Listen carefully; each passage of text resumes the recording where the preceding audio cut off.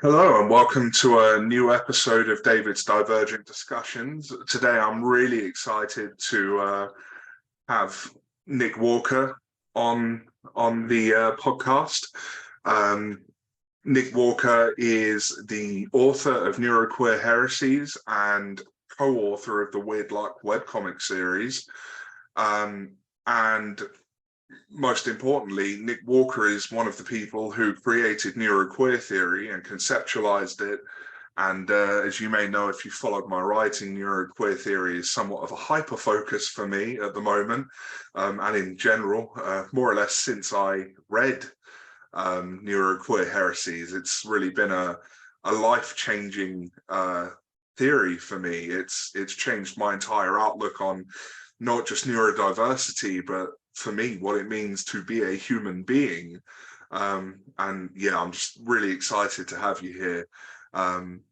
So I thought we'd start today's discussion with a little bit of what neuroqueer theory means to us. So Nick, what is neuroqueer theory to you? Oh, what a great question to start with. Well, it is, most simply put, it's an expansion of queer theory into the realm of neurodiversity.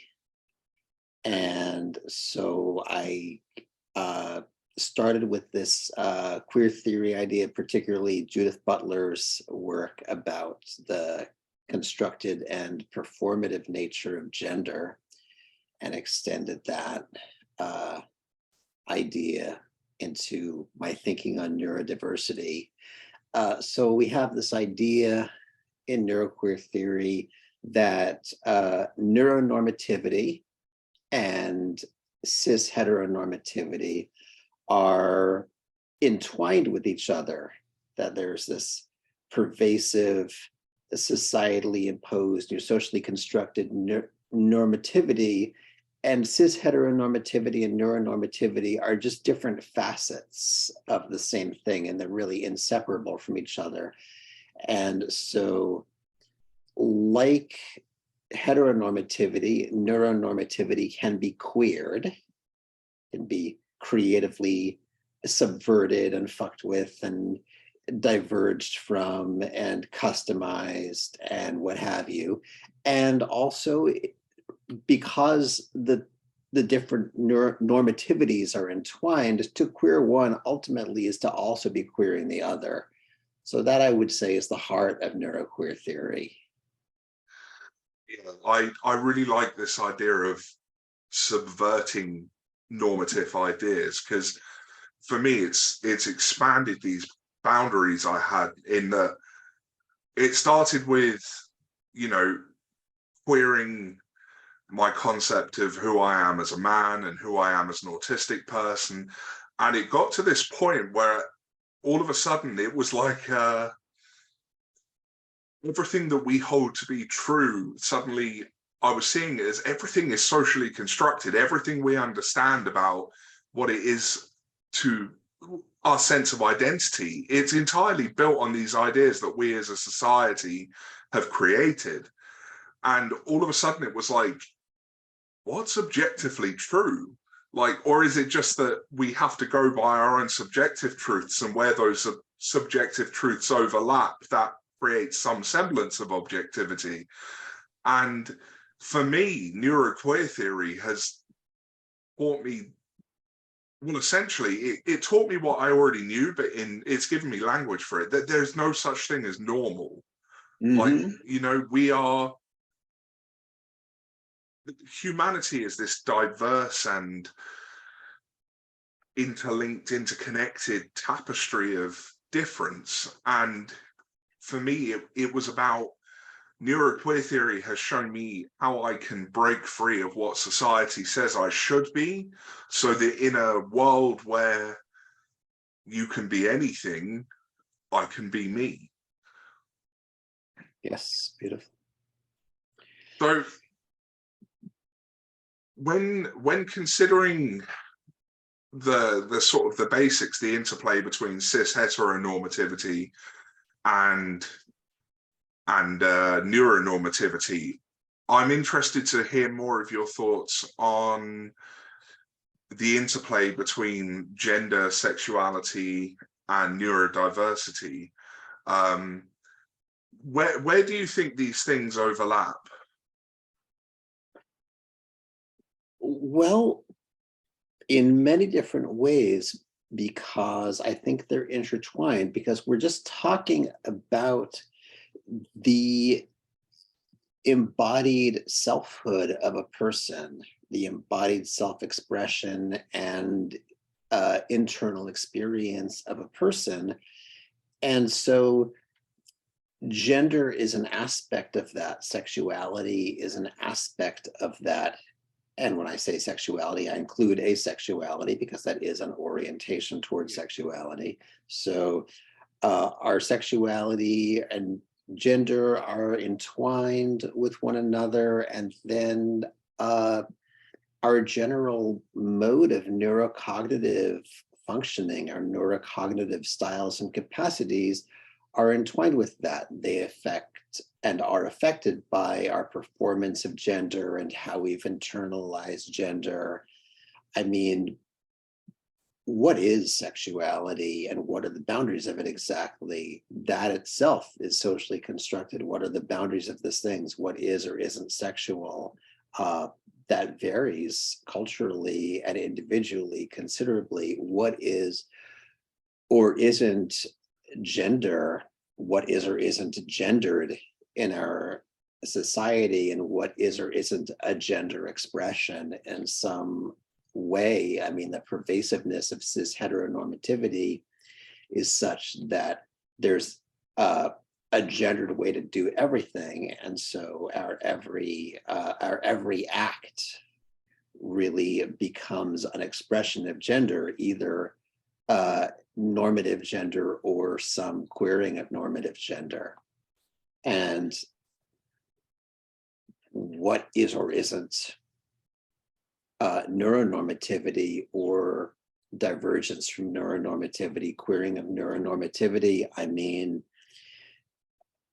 the societal, the socially constructed sense of normal is all pervasive in terms of governing.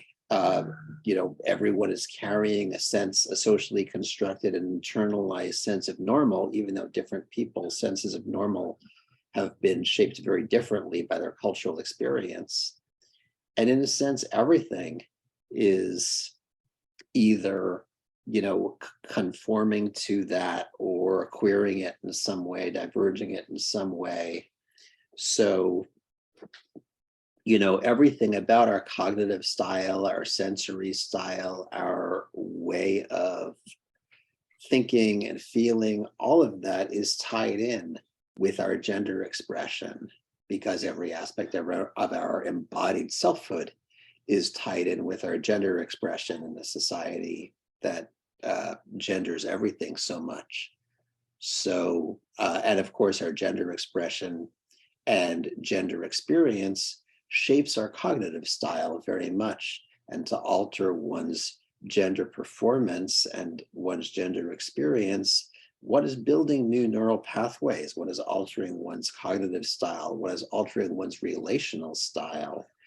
And in altering one's relational style, I mean, our cognition, our cognitive experience, emotional experience, the whole psyche is relational and is constantly being shaped and reshaped relationally. We exist always as relational beings in relation with others. And when we alter our gender and sexuality, when we explore it and queer it and play with it in various ways, we're altering who we are relationally to society and to others. And by doing that, we're altering our psyche and the way that our psyche gets shaped relationally. Yeah, and it sort of brings me into a point that I wanted to make, is you don't have to be neurodivergent to engage in neuroqueering. Yes. A person who relates to being neurotypical can neuroqueer. They can queer their expression of themselves. They can queer their neurology. I know in your Yes. book you talk about neuroqueering through the use of psychedelic drugs. You talk about neuroqueering through meditative practice. The thing about neuroqueer theory is there's no boundaries per se on how one queers their neuroqueers. There's no boundaries on how one embodies themselves. So anyone can access neuroqueer theory. But I've always wondered, if a neurotypical person engages in neuroqueering enough, do they become neurodivergent? Oh, yes, absolutely. Neurotypicality, because there's no such thing as a neurotypical brain. Neurotypicality really just means conformity to local dominant standards of neuronormativity. And so in queering that and queering one's performance of selfhood so that one diverges from neuronormativity, one is becoming neurodivergent. One is diverging from neurotypicality, ceasing to be neurotypical. And that, I think, is the most radical point of neuroqueer theory, the most radical piece of it that I think when I called my book Neuroqueer Heresies,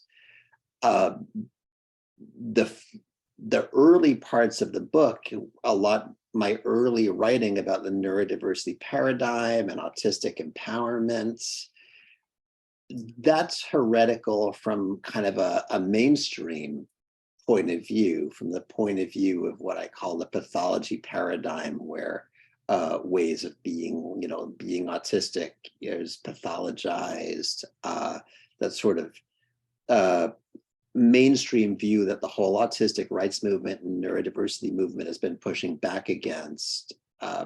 It's heretical from that point of view. It's heretical from the point of view of behaviorists and people who think autism is a pathology that needs to be medically cured or something. But the real heresies for me were in the final portions of the book, where I laid out the premises of neuroqueer theory, because neuroqueer theory is heretical not just by the standards of the old dying mainstream paradigms, but it's also heretical by the standards of the neurodiversity movement and progressive politics in general, because it's a rejection of identity politics. It's a rejection of the whole idea of fixed essentialist identities. And of course, so-called progressive politics these days are completely suffused with identity politics. They're so deeply rooted in identity politics, and to the same extent that right-wing politics are deeply rooted in identity politics. Like the entire political discourse across the spectrum, and just social discourse in general, discourse around social justice, all of that, and just the way people conceptualize themselves so often these days is so rooted in identity politics and in just the concept of identity and what identity categories do you fit into. And neuroqueer theory, queer theory has always rejected that when it comes to gender and sexuality. Rejected the whole, you're either born this way or born this way idea. And neuroqueer theory extends that further. It really is a rejection of identity politics, and particularly around gender and around neurodiversity. So it rejects the entire idea that there's such a thing as a neurotypical brain, that the whole idea that a person could be born neurotypical. Neurotypicality, like a heteronormative gender role, is a socially learned performance, and anyone can drop that performance anytime. So the whole us and them of neurotypical versus neurodivergent is an illusion. because anyone can, in fact, diverge from neurotypicality at any time. I still think the term neurotypical is useful in the same way that the term straight is useful or the term cisgender is useful. But nobody is doomed to being straight. Anyone can start experimenting sexually. Nobody is doomed to be cisgender. Anyone can start playing around with their gender performance and transitioning at any time. Same thing. No one is born neurotypical and no one is doomed to be neurotypical. Anyone can choose to diverge from it through the practice of neuroqueering at any time.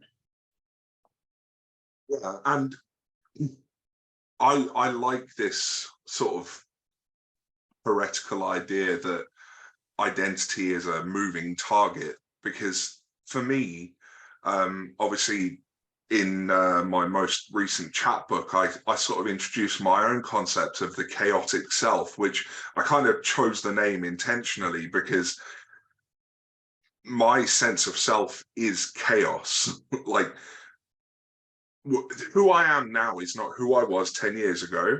It's not who I will be 10 years from now. Every aspect of my identity can change, not just on a yearly basis or a monthly basis. It could change from moment to moment. As I learn new things, as I have new experiences, my entire sense of self changes.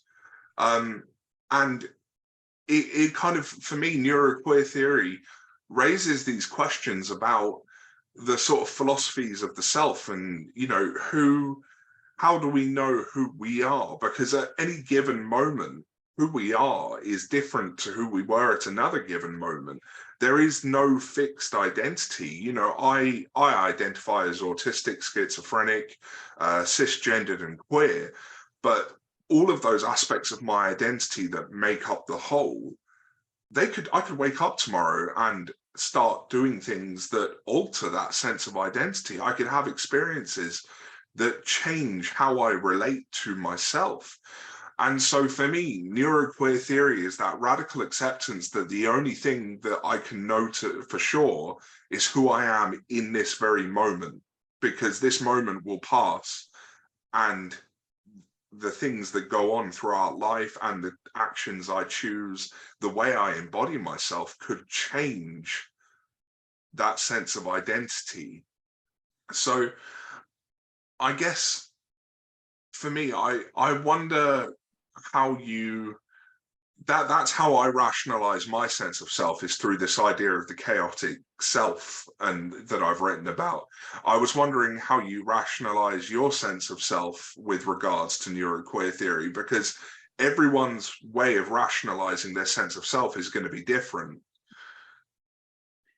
Yeah, mine is not so different from what you just described and is very, I mean, neuroqueer theory itself and my sense of self has been very informed by my spiritual transformative practices, by decades of practicing Aikido, of practicing Zen especially, and practicing, you know, these transformative physical theater techniques.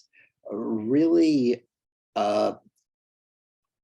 yes, myself feels extremely fluid and does change continually, and I'm actively, it changes continually through how I live and through experience, and it changes continually through active intentional practice and decisions to change and experiment on my part. So it is continually changing, and ultimately what's behind it is not exactly, you know, not any sort of identity category. There's the self is a locus of experience, and it's constantly fluid. It's something very protean, something very unformed and formless underneath at whatever's being embodied at the time. And I've worked, and I'm still working to get closer to that, to maintain a sense of that. And that's part for me of the Buddhist practice of letting go of attachments, which is a very difficult lifelong practice. And I'm not particularly good at it, but I do find that, there's that mundane interpretation of non-attachment, of not being attached to, material wealth or something like that. But there's also this non-attachment to external expressions of the self, to particular identities. And so, yeah, it's all, everything becomes much more fluid as one taps into what's underneath it all. And I think that what's worrisome to me in terms of the dominance of identity politics in our social discourse these days is how stuck people are, how convinced people are, I am this and this and this, and you are this and this and this, and they are this and this and this, and therefore, these groups are the enemy, and that's unchanging, and everyone is in these, put themselves in these stuck fixed positions that they don't regard as voluntary. They don't regard themselves as having a choice of being in these positions. They regard their identity as absolutely fixed and essential to who they are. And then they feel the same way about other people's identities, and they impose categories on others and ally with them or hate them based on that.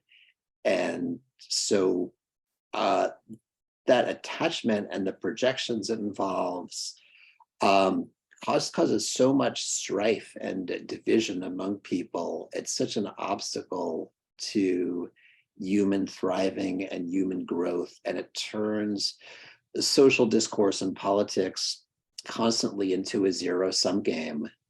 So I'm really hoping to free myself from that more and more, and to be a part of changing that in some way. That will take the effort of many people to change it. And so part of that is to practice non-attachment around identity for me, and to not be fooled by these categories. These are, these are illusion. It's all these identity categories are socially constructed, and then we start seeing them as objective realities, and that's a very dangerous illusion. And we see all around us. You have only to just go onto social media for a moment to see how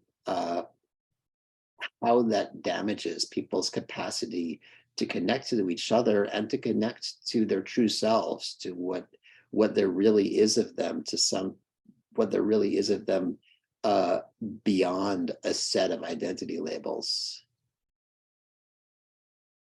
Yes, and I really want to hone in on this idea that this is all socially constructed. All of the different categories of identity, that they're abstract. They are something that we as society have built up. And for me, neuroqueer theory, it doesn't necessarily raise the concept of social constructivism, more so the concept of social deconstructivism. It invites us to deconstruct the things that we as a society have built. And that doesn't just apply to neurotypical society, in inverted commas.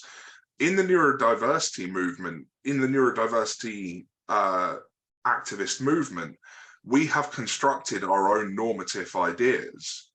We have our own concepts of what is and isn't acceptable, how we should refer to things, how we should embody certain aspects of ourselves. But actually, neuroqueer theory invites us to deconstruct not just the normative attitudes of non-autistic society or non-ADHD society, but it invites us to deconstruct the ideas that even the neurodiversity movement has built up. And Yes. I think for me, sort of engaging with neuroqueer theory has shown me that it really highlighted just how different every single person is. And the fact that whilst having these identity categories can be helpful for building a sense of community, it's important to recognize that no one is ever going to 100% relate to our own ideas of what those identity categories mean. They will mean something different to every single person, and that's okay.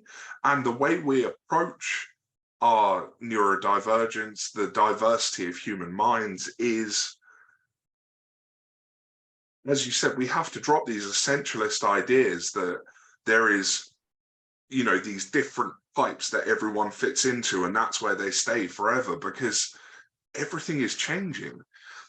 But something I've been keen to get your opinion on, so a question I get asked a lot is, because obviously I've been talking about neuroqueer theory a lot since reading Neuroqueer Heresies, and one of the questions that keeps coming up from people that follow my work is, can neuroqueerness be an innate quality, or does there have to be a level of intentionality behind neuroqueerness? That's a good question. I I would say here, look, I think Remy Yurgo addressed this really well in their book Authoring Autism, because they describe autistic people as neuroqueer, and I think that that's possible. I think anybody can be neuroqueer intentionally. Anyone can neuroqueer intentionally, can engage in the practice and queer neuronormativity, liberate themselves from neuronormativity, subvert neuronormative performance, and be free of the shackles of neurotypicality. Anyone can do that. Anyone can creatively diverge or diverge further, customize their neurocognitive performance and embodiment. But there are people, and autistic people really stand out as an example here. There are people who, for whom performing neurotypicality is just not an option. Just like, again, it works the same because it's entwined with heteronormativity. It works the same there. There are people who can stay in the closet and pass for straight and pass for cis. And then there are people who just can't pass. It's not an option. Like, no matter how much they try, in their teen years, say in high school, to avoid bullying by doing a cis heteronormative performance, somehow the performance is unconvincing. It's so unnatural to them that they know that it's a performance. They know they're queer, and other people recognize it too, and either target them for it, or like, ooh, that person sets off my gaydar, I want to get to know them. And I think the same thing. I mean, you get a non-speaking autistic person whose embodiment is this constant state of stimming. They're not going to pass for neurotypical. And so their embodiments and their very means of communication options, intrinsically queer neuronormativity. And that's, so yeah, in that sense, it can be innate. But anyone, if anyone can do it, though. That's the key point for me. So I don't think a person, well, here's what I'll say is that every time I publish something, I quickly regret it because my views evolve, and particularly because the responses to what I publish cause my views to evolve often. And I think, oh, if I could write it knowing now what I know then, I would do it differently. And you can see in Neuroqueer Heresies, there's these old pieces, and there's my commentary about things I figured out after I published the pieces. And now, if I were to do another edition of Neuroqueer Heresies, there'd be like 100 pages of new commentary on each chapter and on the commentaries in each chapter, based even just on, how people have interpreted or failed to understand things in the book. Mm. So in my published writings on neuroqueer so far, I've talked about neuroqueer as an identity label, because what happened was I never meant it to be an identity label. It was a verb first. One neuroqueers, one engages in neuroqueering, and we can see that in a year ago talking, for instance, about autistic people, that autistic people queer normativity. We neuroqueer through our embodiment, the fact that we confound normative expectations. We're queering it by being, when we are ourselves, when we give ourselves embodied self-expression as autistically, when we live autistically, we are queering normative expectations and queering neuronormativities. We are neuroqueering by being ourselves.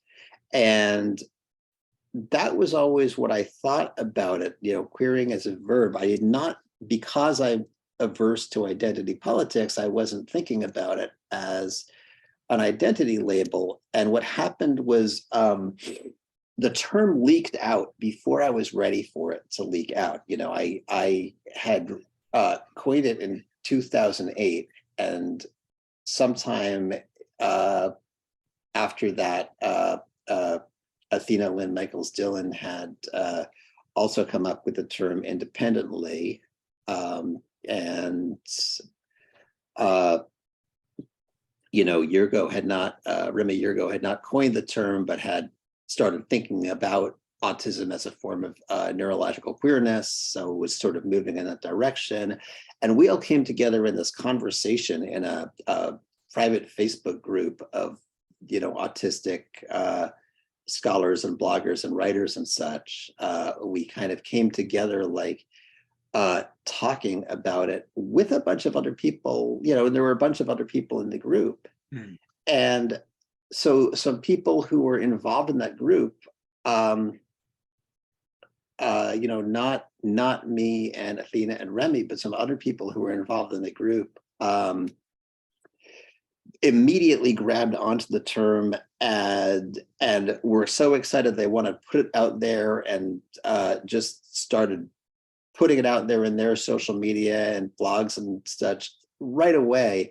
And it took me a while before it was another year or so before I wrote my short piece Neuroqueer an Introduction, with the first official attempt to define it. And by that time, it was just spreading like wildfire. And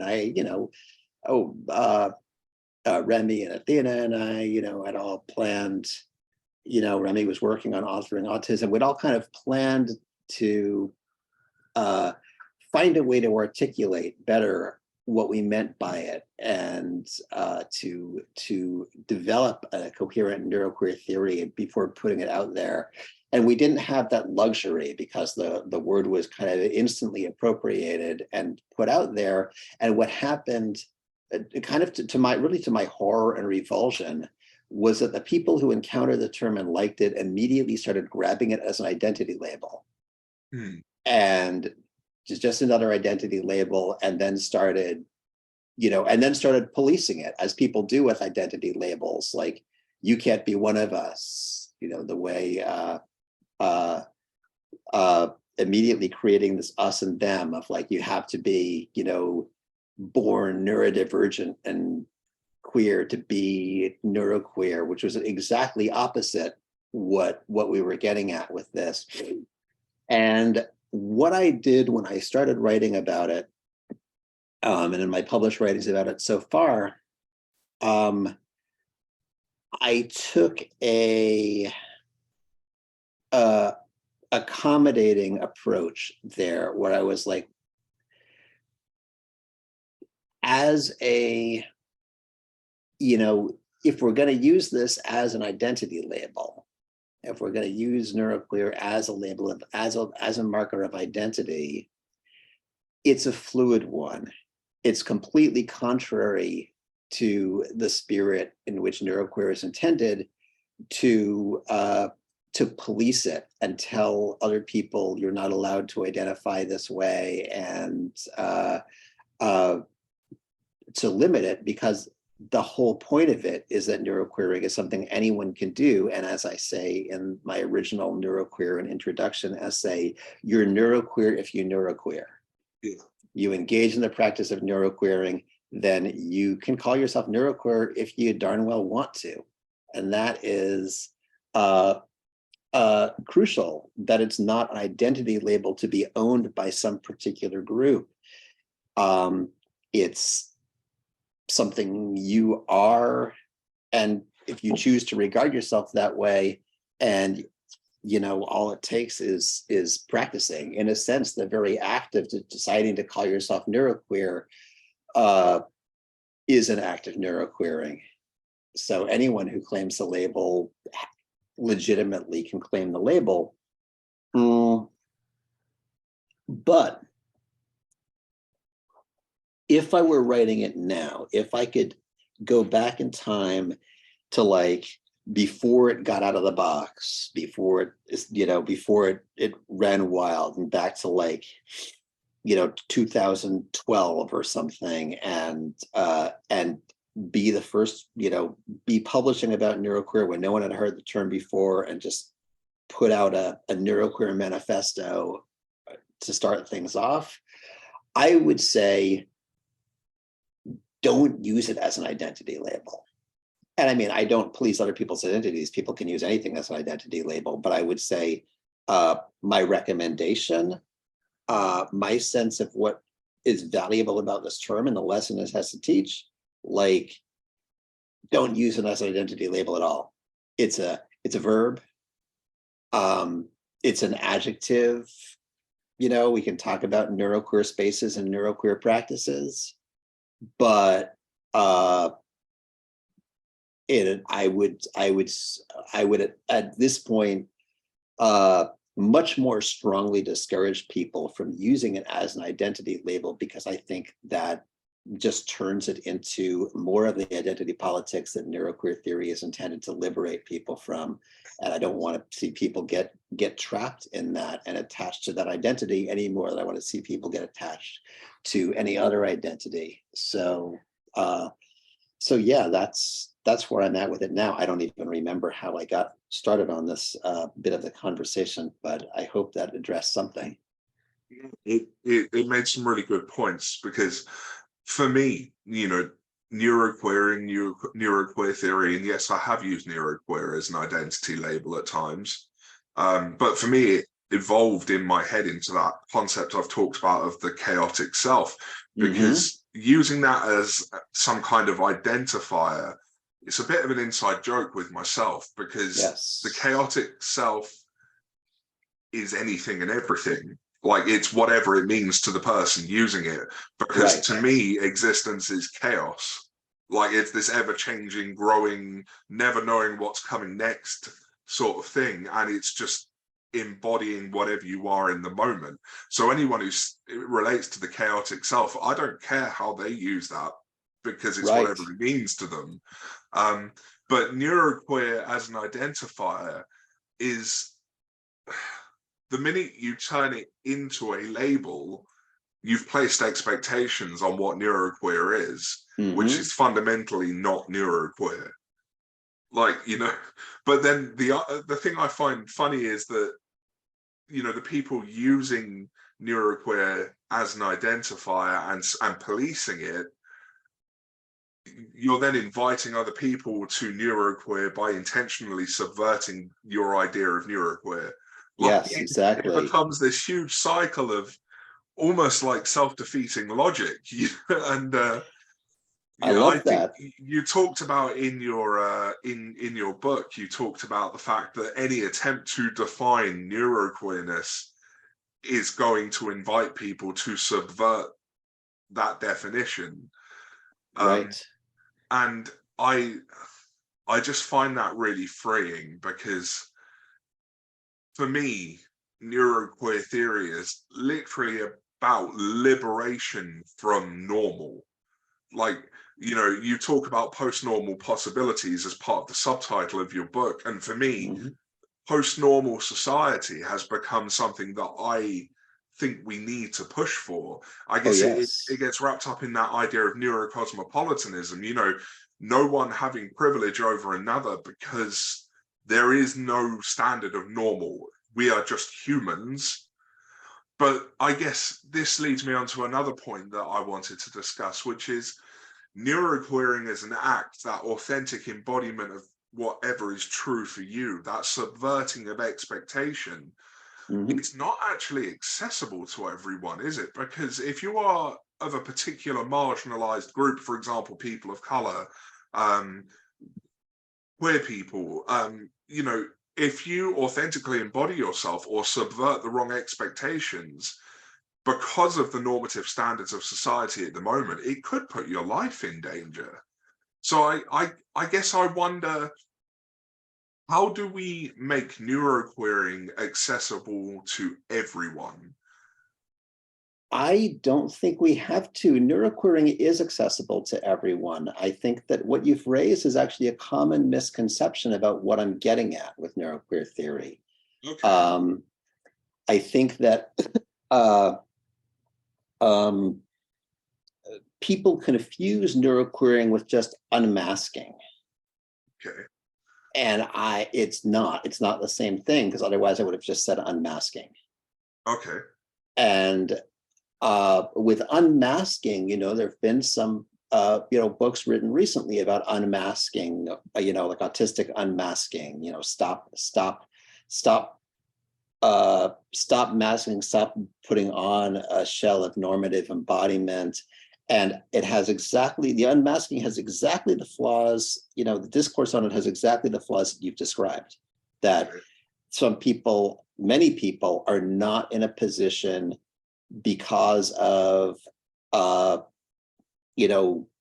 all sorts of things, their location, the color of their skin, lots of different factors. Many people are in a position where it's not actually safe for them to unmask, where they will be targeted for it. And so I'm not a fan of these books that are like, everybody should completely unmask, because it's not accessible to everyone. And Uh, as if it's a choice as well. Like, I don't just go, I'm going to take the mask off today. Like, the right, the mask that people see of me is sort of conditioned into me. It's not something that I exactly. chose to put on. Right.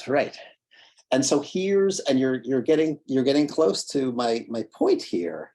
Neuroqueering is different than that, because neuroqueering is about liberating yourself from that conditioned normative performance. And essentially, and there's a lot of different ways to do it. As I've said, there's no limit to what sort of practices could be neuroqueering practices, depending on the individual and the circumstances. But at no point have I ever said everyone should unmask, because I know that that's not safe for everyone. And it's not, and in some circumstances it's not safe for anyone. But what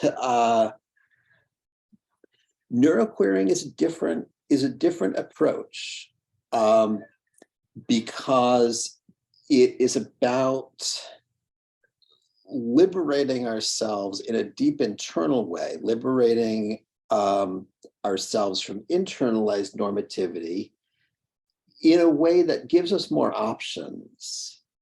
And that includes the options of putting on any masks we need to put on. What neuroqueering is not, I will pull off the mask, and because again, that could get a lot of people killed. Neuroqueering is, I will explore my true self so that I'm aware that the masks are masks. And then I have more choices about the masks and when I wear them. Because again, we have this like, we live in a racist society right now, there's always, racist cops out there looking to target Black people, Black person,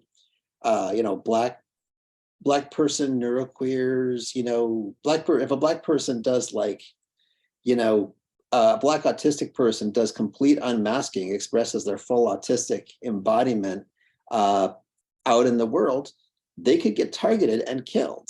And that's not something I would ever recommend trying, but neuroqueering is different. Neuroqueering, like a person who is not in a position where they can safely unmask in public, you can unmask in private, you can explore in private, experiment with embodiment, do deep transformative somatic work so that the mask is no longer internalized. And then you can make decisions. Oh, I'm going out now. I'm going somewhere where I might not be safe. I'm going to put the mask on, but I'm not trapped because I know it's a mask. And as soon as I get home or to a safe place, I can drop the mask. And so it's about increased fluidity, not about everybody should unmask whether it's safe for them or not. And that's a crucial distinction. So to sum up, if I'm gathering this correctly, masking is with regards to your physical embodiment, but neuroqueering is liberation of the self. Yes, it's liberation of the self, and liberation means having more options. That's crucial. And that's where, like, for instance, I mean, this is like the great fallacy of like Soviet communism, for instance, as someone who, loves Marx's work, but, Karl and Groucho both, as somebody, I love, that, but if you look at what happened with Soviet communism or Chinese communism, after communist revolutions, they're having this revolution for the sake of liberation because people are being forced to live in terrible, degrading, restrictive ways. Their options and choices are being taken away. But after their revolution, their choices are just taken away in a different way. They're constrained to a different set of highly restrictive options. And so it's not an actual liberation hasn't taken place. A revolution has taken place, but not a liberation.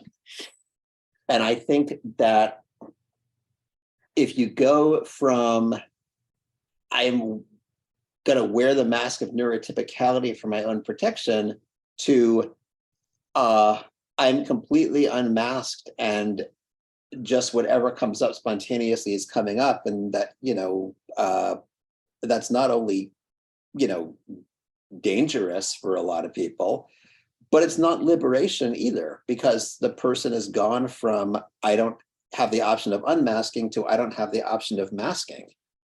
And that's not liberation. Liberation means you have more choices for how to live and for what to do in a given moment. And that's what neuroqueer is about.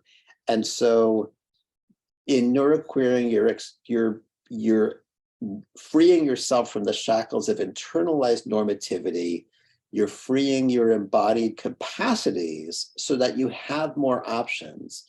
But that means if you're in a position where putting on a mask of neurotypicality is the tactically smart thing to do or the only safe thing to do, it means you can do it and not have to identify with that mask. And then you can take the mask off and put on a different one whenever that's tactically sound and not have to identify with the mask. Yes, and I guess it brings you to that point of realization that neuroqueering is freedom from ideology, or at least someone Yes. else's ideology. And that Mhm. doesn't just go for cis hetero neuronormative ideology. It's freedom from all ideology, including the neurodiversity movement's ideologies. It's about Absolutely. recognizing that there are things we are not ever going to identify entirely with any particular group's beliefs about what we should or shouldn't be. The only Mhm. thing that we can ever agree to is our own experience, because that is the only thing we can know to be true. And any attempt by any group, whether they're neurodivergent or perform neurotypically, any attempt by any group to enforce an idea of what is acceptable, what is normal, is going to be fundamentally flawed under Mhm. neuroqueer theory. Yes. And I guess for me, this is what has been so liberating about neuroqueer theory, because it sounds simple on the surface. It's not, it's very complicated for me, and I don't have time to get into it. But for me, it gave me permission to be myself. Yes. But the ramifications for that are so deep when you really think about what being yourself means. I mean, I could probably make quite a good career off of writing books every week on what my being myself means. Um, Right. there is a lot. We don't, And I think when you really think about it, the amount of things that go into what your sense of self is innumerable. We are beings of infinite possibility. yes, exactly. That's very much that's core to neuroqueer theory for me. It's core to where I'm coming from with that, is that we are beings of infinite possibility. And uh there's the being yourself, and the self, of course, is continually fluid. So there's the being yourself, and there's the continually creating and recreating yourself. Hmm. And as I said, with regards to the whole difference between neuroqueering and unmasking, and again, this is crucial for people who need to survive in situations of oppression, for instance, um, or who just want to have fun with it. Um, Neuroqueering is also the freedom to not be yourself on your own terms. Yeah. So it's the freedom to, it involves this freedom to put on masks if that's what you need to do, and not have to deeply internalize them, and to, you know, to exchange them. There's kind of a trickster element to it. There's a strong trickster element to neuroqueering. And it's like, okay, I can, if I, there's the authentic, there's some authentic self, there's some authentic thing that just emerges spontaneously from me. And then it's like, okay, well, to be safe in this situation, maybe I need to perform normativity a little bit more. And so I can put that on, and the true self is still in there breathing. Not, I don't have to deeply internalize the mask, but I can play it convincingly. And it has a different neurocognitive effect on me in terms of the neurocognitive pathways it builds.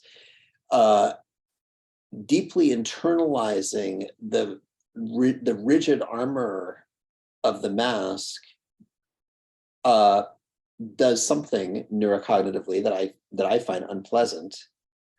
Wearing the mask convincingly, but knowing that it's a performance, does a very different thing neurocognitively that can be enjoyable.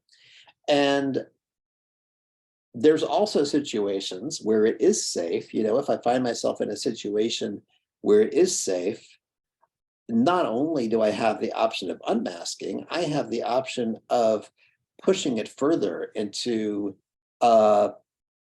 exaggerating the more distinctively autistic aspects of my embodiment. And that's a different kind of mask.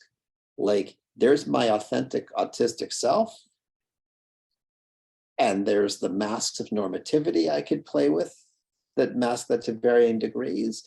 And then there's the autistic mask of like, can I lean into autistic expression more than I actually have to because of what that will communicate and what that will do for me in terms of neurocognitive shifts that I might find desirable? I kind of like to think about identity like a, it's going to sound weird maybe, but like a wardrobe. You know, there are the clothes that Yes. I feel comfortable going out in that authentically represent me, but I am comfortable wearing them in public. There's the ones that I wear in the privacy of my own home that I just like to wear for the fun of it. There's the ones that I wear out in public when I want to make a statement, you know, regardless of whether I feel comfortable in them, it's because I want to surprise people and Mhm. subvert. Sorry about that. My phone was meant to be on silent. Um, you know, you know, with the wardrobe analogy, there are all these different combinations that I can try out in whatever environments I feel comfortable to try them out in. And some of them are just purely for me, and some of them are because there is an expectation that I don't want to meet, and I want to make a statement about not meeting that expectation. Mhm. You know, once it kind of brings home the fact that neuroqueering, it's not just about the fact that identity is this infinite fluid concept, but that my expression of that concept is infinite as well. And it's not always, I don't have to express exactly who I am all the time. I can express whoever I want to express. Yes, absolutely. And I mean, for me, part of that departure from identity politics has started to look like, you know, people lead with their identities so much. People lead with their identity labels that they've perhaps over-identified with, uh, and I see that, you know, you look at it in like a person's, you know, social media bio, you know, what's someone's short Twitter bio and such, or when someone's uh, author bio, you know, and my author bio was, you know, when I publish something, and, you know, my social media bios always used to lead with like, you know, these, you know, queer, autistic, transgender, um, and I'm doing that less and less. Every now and then it's useful, or I have a particular thing to communicate, but more often I'm not leading with identities. Um, I'm not leading with like, hi, these are the categories I belong to, these are the boxes I fit into. Um, I want to see a shift away from that trend, because I think it's like waving a flag or a bunch of flags. There's a something about it that reminds me of nationalism, and I mean, I think we can see this when we look at right-wing identity politics. It's really obvious. Hmm. I'm assuming you probably have very few right-wing viewers and listeners and readers. I hope I don't have to. Well, Right. maybe I hope I've got a lot, because perhaps they'll learn something. But Oh, that's true. That's true. But it's definitely not. It's definitely not the crowd we're appealing to here. no. But uh, you know, if it's very clear when we look at right-wing identity politics, we can see how fucked up it is. Like, white supremacism is the, you know, the original identity politics. That's like white is this entirely invented category that didn't even exist, a few hundred years ago. It was invented, for purposes of creating divisiveness. It was invented by slaveholders for business purposes, essentially, to to create an us and them and to keep justifying atrocities. And so we can easily see that white supremacism is, a toxic form of identity politics, and see the harm in it, and see how just like dangerous white supremacists are as a result of feeling threatened. That they're constantly feeling threats to their identity. They imagine that they're an oppressed group, and they're, here in the US, they're talking about, having a second civil war. There's like this real, like, it's a problem for them and everyone else. They're stuck in this identifying with this archaic, toxic concept. And for some reason, it's harder for people with, so-called progressive politics to recognize the toxicity of their own identity politics, to recognize that the people who are more on our side of things, in the sense of, maybe more politically left-leaning or progressive, people who are, certainly opposed to white supremacism and colonialism and such, their identity politics is also toxic, is like, in fact, a barrier to solidarity. In a sense, the divisiveness of identity politics is why we don't have a good, effective labor movement these days. So, and I think that people think of identity politics,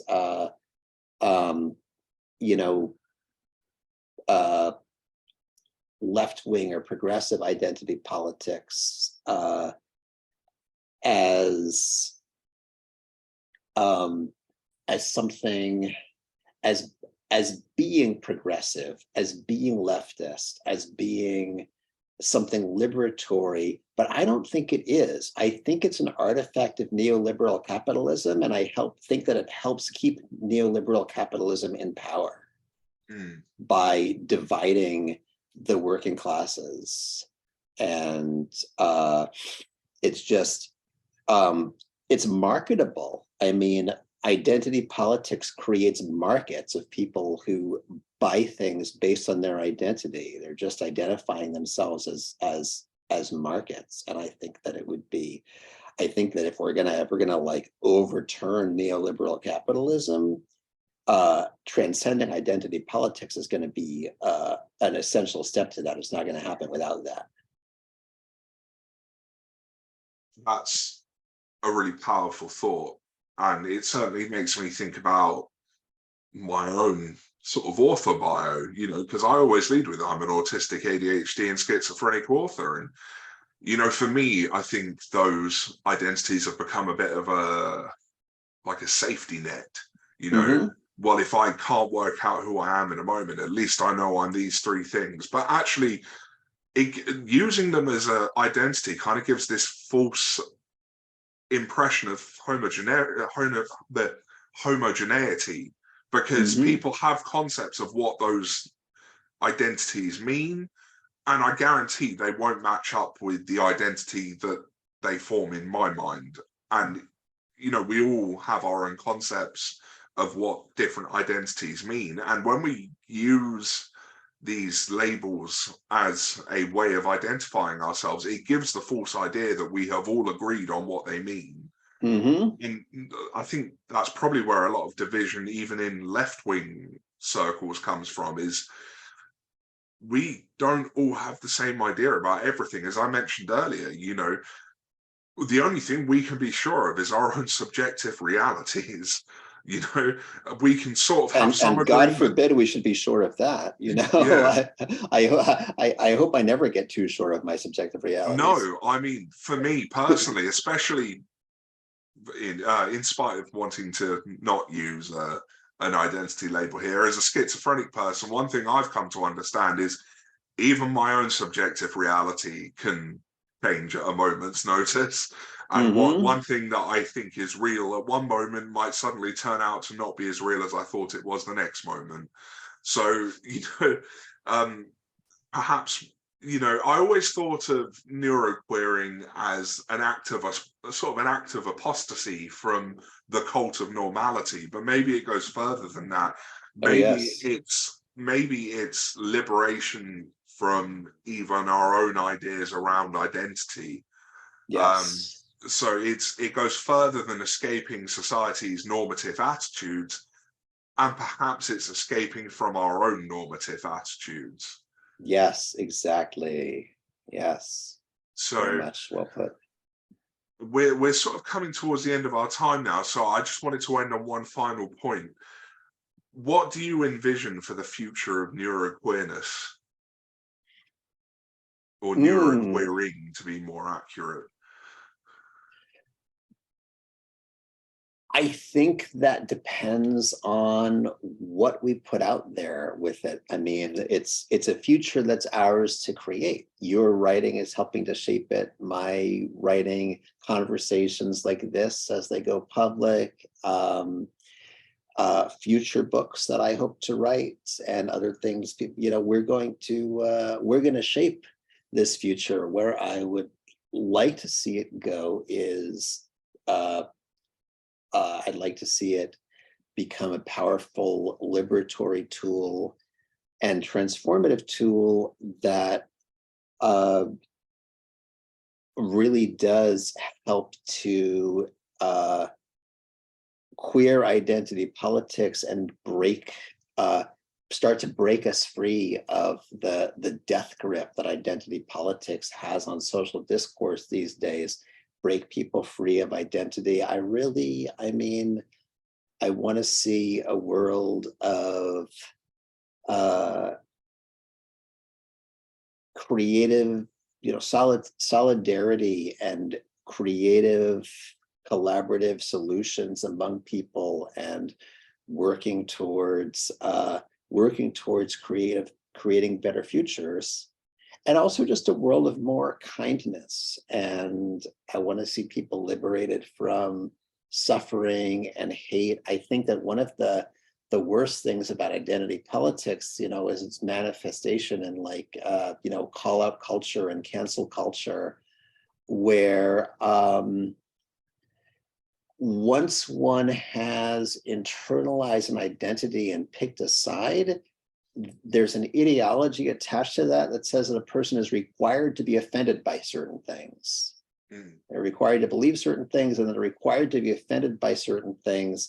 And that's the opposite of liberation, when being offended isn't really fun, and it is not joyful, and it's not really constructive or creative. And so internalizing an ideology that says that certain things are objectively offended and one is required to be offended whenever one encounters them. And that, again, that's identity politics across the political spectrum. And somehow we can look at what offends white supremacists and right-wing evangelical Christians and say, yeah, that's, they're, look at them up in arms, and just about people being people, and trying to police us all of the time. But it's harder to see when our own groups do the same thing. But we definitely do, and people get, there's ridiculous just ideologies about what one is required to believe,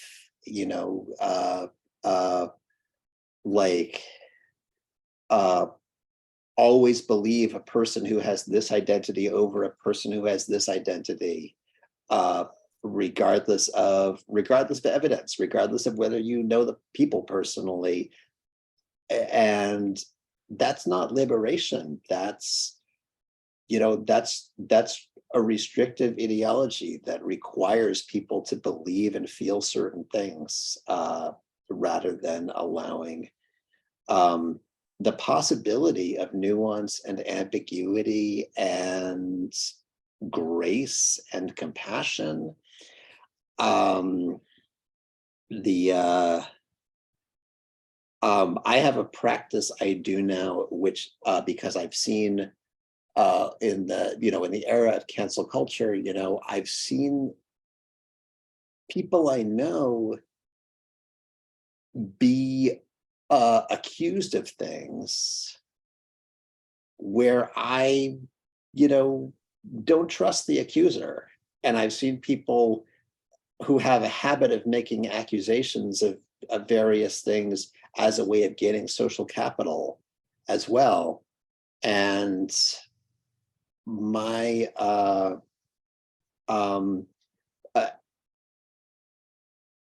my practice now is to suspend judgment, to say, okay, I haven't actually met any of the people involved in this. When you look at like these things, like, and you look at these some of them get very public, like, Johnny Depp versus Amber Heard in court over abuse allegations, both of them accusing the other of abusing and such. And my practice now is to not pass judgment, to say, I actually don't know what happened. I actually don't know whether this is true or false. And so I'm not going to make a judgment. I'm not going to pick a side here, and because I'm not qualified. And the idea that one is not qualified to know a thing for certain, and that it's okay to not know a thing for certain, and okay to not pass a judgment, that is extremely liberatory, and it's absolutely blasphemous in the current political climate. Yeah. Well, I know for me, I certainly envision neuroqueer theory as a kind of philosophical weapon for the liberation of humanity. I see it being extremely far-reaching, and I certainly hope to explore that more in my own work and more of conversations like these. And I'm certainly excited to see where neuroqueer theory leads us. Yeah, But I want to see it lead more into transformative practice. For me, it's always about the attainment of higher human potentials. And I think that when it gets corrupted and twisted to just be about identity,